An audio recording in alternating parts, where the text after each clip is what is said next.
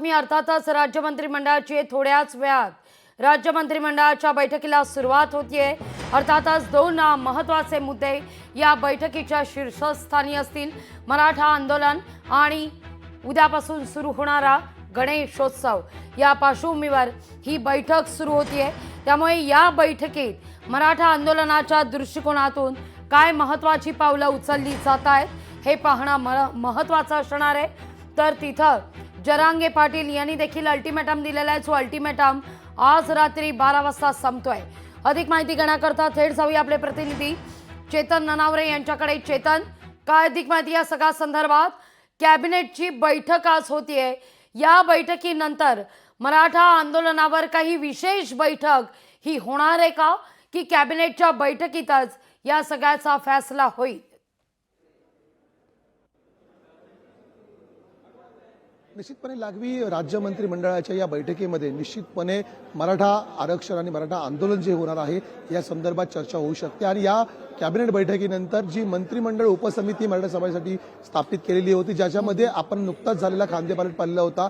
चंद्रकांत पाटील या आधीपर्यंत या उपसमितीचे अध्यक्ष होते, मात्र यंदा त्यांना केवळ सदस्यपद देत अध्यक्षपदाची धुरा आहे ती राधाकृष्ण विखे पाटील यांच्या खांद्यावर सोपवण्यात आलेली आहे।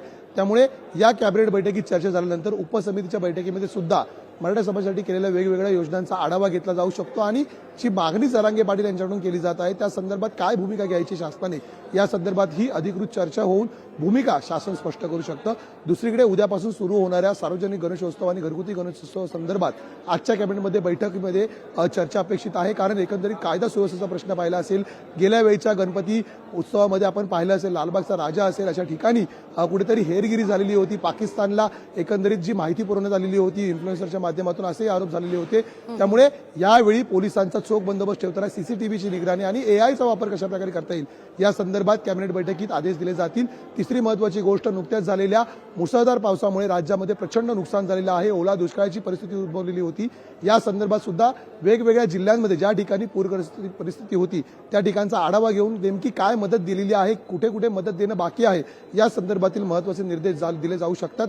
आणि चौथी महत्त्वाची गोष्ट म्हणजे स्थानिक स्वराज्य संस्थांच्या निवडणुका योग घातलेल्या आहेत। त्यामुळे या पार्श्वभूमीवर काही महत्त्वाच्या नागरिकांना आणि सर्वसामान्य शेतकऱ्यांना खुश करणाऱ्या घोषणाही आजच्या कॅबिनेट बैठकीत अपेक्षित आहे। लागवी अगदी चेतन, धन्यवाद तुम्ही दिलेल्या एकूणाच्या सविस्तर माहिती करता। लोकशाही मराठी ऐका, पहा, जागरूक रहा।